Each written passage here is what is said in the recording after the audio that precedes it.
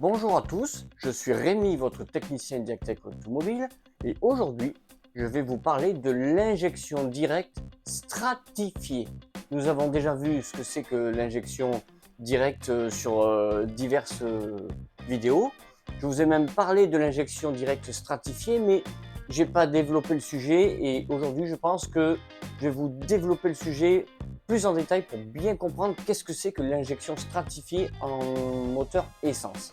Allez, suivez-moi, c'est parti. Alors, l'injection directe, qui est très largement associée au moteur diesel depuis très longtemps, en fait, c'est pas une idée tout à fait très nouvelle. En 1902, il y a un monsieur Lavasseur qui a créé une injection directe sur des moteurs d'avion. 1902, donc c'est pas une idée tout à fait nouvelle. Ensuite, le premier moteur à injection directe installé de série sur les véhicules, ce fut Mercedes-Benz, créé par Daimler-Benz d'ailleurs, qui a créé ça sur un véhicule qui s'appelait la DB601A. Et là, c'était un véhicule de série, mais malheureusement pour lui, c'était juste avant la Seconde Guerre mondiale. Ces moteurs ont été basculés sur les avions Messerschmitt et qui ont servi à bombarder l'Europe entière. Dommage pour lui parce qu'il était déjà parti sur le bon filon, mais ce monsieur Daimler-Benz n'a pas lâché l'affaire puisque il sortira plus tard une Mercedes de série qui sera équipée d'origine avec un moteur 6 cylindres injection directe. Et ce fut la Mercedes 300 SL qui développait déjà 243 chevaux pour l'époque. C'était énorme, c'était un monstre, hein, je peux vous dire, 243 chevaux, voilà. Donc l'injection directe avait vraiment déjà les prémices bien avant les années 2000 où on commence à voir ça de nos jours sur tous les véhicules à injection directe. Alors les moteurs de cette époque qui étaient déjà en injection directe, c'était des injections mécaniques. Alors là ça posait plein de problèmes, hein. Rassurez-vous, c'était pas au point comme aujourd'hui où nous avons l'injection électronique. L'injection mécanique était pas aussi bien dosée finement qu'aujourd'hui. Et puis on avait une dilution de l'huile énorme. Et du coup, on avait trop de problèmes, c'était mal dosé, il y avait du carburant brûlé qui partait dans les gaz d'échappement, même si la pollution à l'époque on s'en branlait un peu, hein. Voilà. La dilution de l'huile qui était faramineuse, en fait c'était pas au point comme les véhicules de maintenant, mais c'était déjà les prémices. D'ailleurs, Mercedes Daimler-Benz a abandonné le système et est revenu sur l'injection par tubulure d'admission, l'injection indirecte que nous connaissons aujourd'hui, pendant près de 50 ans. Il a annulé, il a tout arrêté pour y revenir plus tard sur le Et là, nous arrivons en 1996 où Mitsubishi sort l'injection directe sur des véhicules où là on est beaucoup plus performant parce qu'on a des injecteurs beaucoup plus rapides puisqu'ils sont devenus électroniques et on a des calculateurs qui ont une capacité de gestion des logiciels beaucoup plus puissante et là ça nous permet d'avoir une injection correcte. Donc à partir de 1996, Mitsubishi commence à mettre les véhicules en injection directe et là tout le monde suit la marche. Tous les constructeurs, c'est parti, on part tous dans les injections directes comme nous le connaissons aujourd'hui. Et puis, il y a eu encore une évolution, c'est l'injection stratifiée et c'est là où je vais venir sur le sujet. D'ailleurs, avant de rentrer dans plus de détails sur cette injection directe stratifiée, il va falloir commencer par comparer les systèmes. Le système injection indirecte, le système injection directe et stratifié, et puis le système diesel. Vous allez me dire, mais pourquoi le système diesel? Parce que le système diesel, il a de grosses similitudes avec le système injection directe. Une rampe commune, une pompe haute pression, le système est très ressemblant, même s'il ne fonctionne pas tout à fait pareil, mais le système, le montage est très similaire. Et c'est pour ça qu'on va être obligé de comparer un petit peu les deux.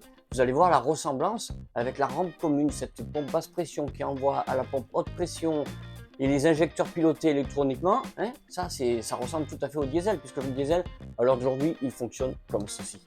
Regardez la similitude entre le diesel et l'essence, où nous avons une injection directe comme le diesel et comme l'essence injection directe, une rampe commune comme je vous expliquais, exactement pareil, des capteurs de pression, une pompe haute pression qui est actionnée par l'abracam au lieu d'être actionnée par la distribution, mais en gros c'est pareil.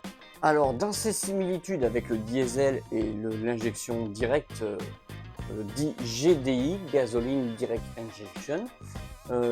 La plus grosse des différences, c'est la pression. En diesel, on monte à 2500 bars pour injecter le gasoil et les compressions sont au-delà de 20 bars. Hein. Donc la compression est très forte. Sur un véhicule essence, les compressions sont plus basses, elles sont aux alentours de 10, ça dépend des modèles des bagnoles, mais on voit à peu près quoi. Voilà. Et puis on n'est plus qu'à 200 bars de pression, on est beaucoup plus bas. Hein. Donc c'est les deux grosses différences entre le diesel et l'essence moderne, injection directe. C'est les pressions et les compressions. La compression, le taux de compression et la pression du carburant, c'est les deux grosses différences qui va faire que le système se ressemble énormément, mais ne fonctionne pas tout à fait pareil. Maintenant, on va rester sur le moteur essence et on va comparer l'indirect et le direct. L'injection indirecte, l'injecteur injecte directement dans la tubulure d'admission. Et à ce moment-là, le mélange, le brouillard air-carburant, va se mélanger. Souvent, les injecteurs sont juste un peu avant les soupapes, sont très proches de la culasse, ils ne sont pas très loin. Et le brouillard air-carburant va se mélanger pendant cette phase et va rentrer dans, quand la soupape va s'ouvrir, que le piston va aspirer, va rentrer dans la chambre de combustion déjà mélangée et en plus fini de se mélanger pendant cette phase d'aspiration. Donc, alors que l'injection directe, lui, il injecte directement dans la chambre de combustion. Je vous montre une image pour que vous puissiez bien comprendre. Voilà. Donc ça, c'est deux montages différents. Voilà. Alors là, vous allez me dire, Rémi, quelle est la grosse différence au final, que ce soit injecté avant ou après la soupape, ça fonctionnera pareil. Pas tout à fait. Je vais vous montrer le plus gros effet majeur qui va avoir un avantage sur l'injection directe. On n'en est encore pas au stratifié. Pour l'instant, on en est à l'injection directe. Je vous montre ça. J'ai pris un boîtier papillon. Voilà, c'est un boîtier papillon de golf. Hein, voilà. Et en fait, là, il est en position ralentie. Cette différence-là du papillon ouvert ou fermé, c'est ce qui va faire que on a plus cette perte d'énergie à chaque fois que le piston descend pour aspirer. Il descend beaucoup plus librement. Cette énergie perdue là, en mécanique, ça s'appelle l'effet de pompage. C'est le vrai terme. Voilà. L'effet de pompage, il est dû à ce fameux papillon qui, lui, on voit, il est presque fermé. Et quand je passe mon doigt, on voit que c'est très faible. Plus on accélère, plus évidemment le papillon va s'ouvrir. Mais dans des phases de ralenti ou très faible charge, le papillon est fermé. Et cet effet de pompage, c'est le vrai terme, eh bien lui, c'est un frein à chaque fois. Ça ralentit le moteur à chaque fois l'effet de pompage. Avec l'injection directe, on peut les stratifier, on peut laisser le papillon beaucoup plus ouvert. Là, nous voyons donc sur une injection indirecte le boîtier papillon qui reste fermé au ralenti et on voit que l'air a du mal à passer. Voilà, c'est ce que je vous expliquais en vous montrant le boîtier papillon. Il a du mal à passer et ça crée cette fameuse dépression qui crée l'effet de pompage, ce temps qui retient le moteur où c'est de l'énergie perdue. Ça, c'est sur l'injection indirecte. Concrètement, Rémi, l'injection stratifiée, c'est quoi exactement? Ça change quoi? Eh bien, tout simplement, on n'injecte pas au même moment que sur l'injection indirecte. Et surtout, on injecte en plusieurs temps différents. Voilà. Et ces temps, ils ne sont pas au hasard, ils sont calculés en fonction de plusieurs paramètres. Je vais vous montrer ça sur un petit croquis, un petit papier, hein, vous avez l'habitude. Voilà, mais c'est surtout ça la grosse différence. La grosse différence, c'est ce papillon qui reste ouvert et qui diminue cet effet de pompage, c'est le ralentissement de moteur à cette phase, et puis l'injection qui n'est pas au même temps, au même moment dans le cycle Baudot-Rochas. Je vais vous le montrer, ça va rappeler quelques CAP là, vous le voyez ça en CAP. Voilà, dans le cycle Baudot-Rochas, dans le cycle du temps moteur, quand il tourne, ce n'est pas au même moment qu'on injecte en injection stratifiée, alors qu'en injection indirecte, c'est pas du tout au même moment. Je vous montre les deux différences, on voit ça sur les schémas. Dans une épure de distribution, dans le cycle du moteur, hein, là j'ai pris celui de Baudot-Rochas parce que c'est le plus couramment utilisé. Nous verrons les autres modes d'épure, il en existe plusieurs. Ça, on verra ça dans une autre phase quand je vous expliquerai pour les arbres à cam compagnie. Bon. Dans l'épure normale, l'injection qui est indirecte, elle se fait pendant toute cette phase d'admission. Le fameux effet de pompage, toute cette phase-là, c'est là où ça aspire le carburant. Pendant la phase bleue, c'est la phase, voilà. Je vous montre une petite vidéo pour que vous regardiez comment ça fonctionne, l'épure de distribution. Voilà, vous voyez ce côté, voilà, comment ça fonctionne. Voilà. Donc, l'injection indirecte, c'est cette phase-là.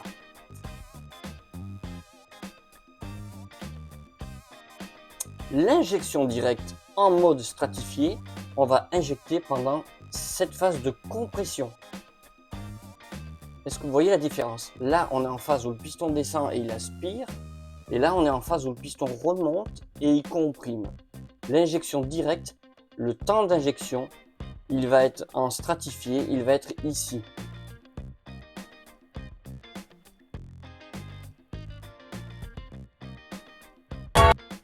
Alors, dans le mode stratifié, il y a plusieurs phases. La phase du réchauffage du catalyseur, quand le moteur est froid. On va commencer par cette étape.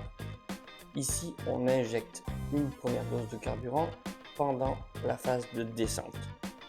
Parce que nous, on est en phase de réchauffage du catalyseur. Et une fois qu'il remonte, ici, on injecte la deuxième dose, juste ici. Hop. Et ça permet que les gaz d'échappement montent en température plus vite et réchauffe le catalyseur. Ça, c'est la première phase du mode stratifié. Une fois que notre moteur est chaud, le papillon ici, comme je vous disais, il va s'ouvrir. Il a le volet tumble va s'actionner pour faire un effet dans la chambre de combustion, pour faire cette espèce de roulage d'air que vous voyez, le brassage d'air là. Voilà. Nous sommes à mi-charge. Le piston remonte, donc on a passé le point mort bas, on est dans la phase de remontée. L'injection va se faire dans cette zone orange comme prévu. On voit le point injecté ici. Ensuite, l'étincelle d'allumage. Et pour finir, la combustion qui va se retrouver ici dans la zone rouge, c'est normal.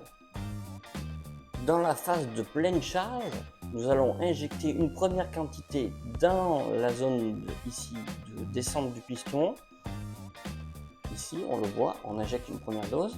Et on va injecter la deuxième dose pendant la remontée, pendant la compression. Ça, c'est la phase de pleine charge.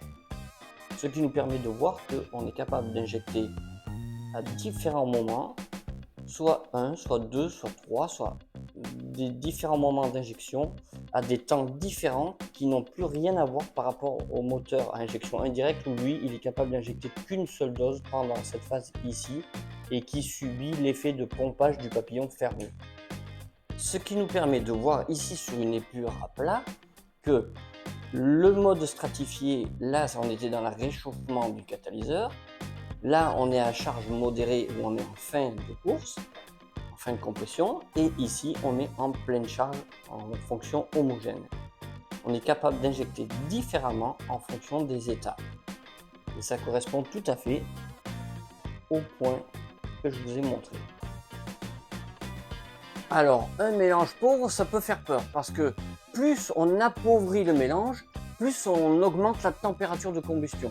Et là, on peut arriver à des choses très graves, c'est fondre une soupape d'échappement, fondre une bougie. En général, c'est la bougie qui morfe en premier. Hein. Voilà. Et là, du fait que nous avons un piston avec une forme un peu spéciale, vous avez vu le petit creux là, voilà. Et ça, c'est pour avoir une injection, ça s'appelle wall guided. Voilà. Et cette injection wall guided, elle est faite pour envoyer près de la bougie le mélange de carburant et sur les parois au périphérique du cylindre, ça reste de l'air frais si on veut et des gaz de recyclage. Voilà, je vais essayer de vous montrer une image pour que vous voyez ce que je veux dire par là. Et du coup, stratifié parce que c'est plusieurs temps et en plus à l'intérieur de la chambre de combustion, on n'est pas dans un brassage parfait. Puisque sur les bords, on n'a pas le même dosage qu'au cœur, là où il va y avoir la bougie qui va pouvoir faire l'étincelle. Et c'est pour ça que avec une injection indirecte, c'est impossible. C'est impossible, on a des ratés de combustion. Obligatoirement, c'est complètement impossible. Alors qu'avec ce système wall guided, on est capable d'être pauvre et d'être sans raté de combustion. Regardez bien la forme de la calotte du piston de ces moteurs à injection directe stratifiés. regardez ici, ils ont tous une petite forme. Alors, la calotte des pistons peut avoir différentes formes, mais dans tous les cas, le but est le même. Hein. Ce petit creux que vous voyez ici, il est fait pour diriger l'injection vers la bougie, au plus près de la bougie, pour qu'on se retrouve avec un mélange avec beaucoup de carburant ici et beaucoup d'oxygène et de gaz de recyclage sur les bords pour éviter de chauffer trop les parois. Et comme ça, on peut fonctionner en mélange pauvre sans avoir un échauffement de toute la chambre de combustion. Avec cette technologie Wall-Beaded qui envoie l'injection, regardez, en bleu foncé, ça l'envoie directement vers la bougie pour avoir le bon ratio air-carburant, pour pouvoir avoir une détonation correcte, une combustion correcte. Si vous regardez bien sur les parois vers l'extrémité du cylindre, regardez bien, c'est plus clair. C'est plus clair parce que le mélange n'est pas homogène, il est encore stratifié. On voit qu'on a différents lambda, 1.25, 2, 0.9, 1.5, 2.5. On n'a pas de lambda correct. Le seul qui serait correct, ce serait celui qui va directement à la bougie. Lui, il serait probablement aux alentours de 1, j'imagine, puisque il est à 0.9. Regardez, c'est écrit là, je viens de le voir à l'instant. Voilà, il est à 0.9, très proche de 1. Et là, il permet la combustion parfaite, alors que dans la chambre complète, on n'a pas le ratio correct. En temps normal, tous les moteurs fonctionnent à richesse lambda 1. Voilà. Jusqu'à 0.7, ils acceptent jusqu'à 0.7. Au-delà de 0.7, c'est considéré comme un code défaut et on a des ratés de combustion obligatoirement. Voilà. Et bien, ces calculateurs-là, qui sont plus poussés, qui sont plus intelligents que les anciens calculateurs, sont capables d'injecter de 0.3 à 0.7 sans faire de raté de combustion du fait de ce mélange stratifié dans la chambre de combustion. Ce mélange-là de 0.3 à 0.7 est complètement impossible avec un injecteur indirect. Seule l'injection directe stratifiée est capable de faire cette zone ici, ce qui nous donne une faible consommation, on n'a pas la perte de pompage par ce papillon, et après bien sûr en pleine charge on va passer en mode homogène, rappelez-vous, la pleine charge, mode homogène, hein. Donc la pleine charge, on passe ici en mode homogène, on est dans les lambdas corrects. C'est uniquement dans les phases où on n'a pas besoin de beaucoup de puissance, ici, où on se retrouve dans des taux de correction d'injection et des taux lambda qui seraient complètement impossibles et surtout on aurait des ratés de combustion partout là. Bien évidemment, que nous soyons sur une injection directe ou indirecte, la boucle de régulation reste la même. Nous avons un pot catalytique avec une sonde lambda, un catalyseur et une sonde lambda amont-aval. La première sonde, quand les gaz arrivent, qui gère en temps réel la correction d'injection. Ça, c'est normal. Voilà. Ensuite, le catalyseur va monter en température. Une fois que le catalyseur est monté en température, quand on a eu la phase de réchauffage, voilà, on a la boucle fermée, ça s'appelle. On a les deux sondes qui fonctionnent et qui envoient au calculateur pour la correction d'injection. Ça, c'est valable pour tous les moteurs essence. Voilà, j'espère que cette vidéo vous a plu. N'hésitez pas à liker et surtout, abonnez-vous.